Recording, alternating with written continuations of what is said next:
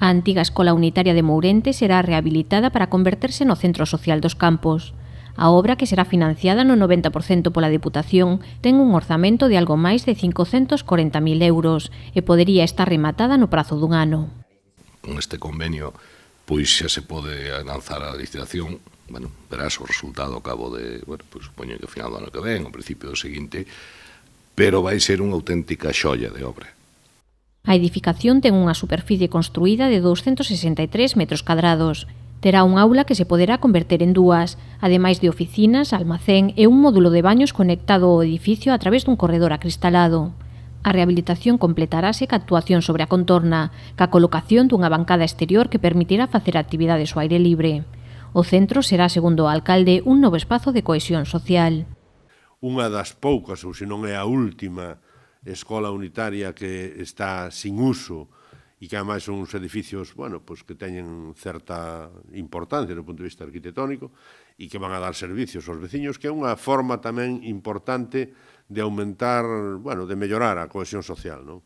Que existan espacios de convivencia, espacios de relación social, é absolutamente fundamental para que as sociedades sean máis cohesionadas, non? E, polo tanto, tamén máis felices, non?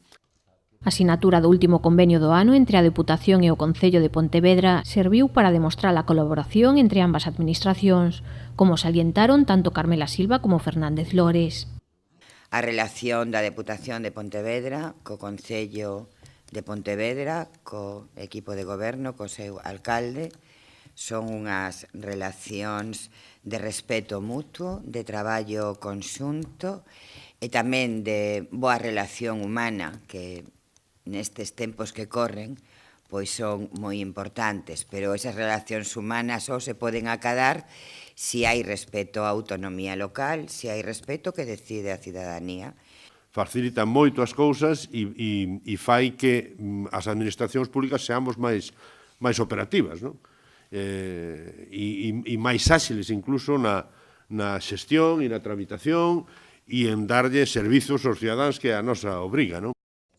Como mostra desta boa sintonía, o vicepresidente provincial enumerou os convenios que están por asinar, como a variante de Montecelo, o vial de Mollabao ou a construción do pabillón da Parda.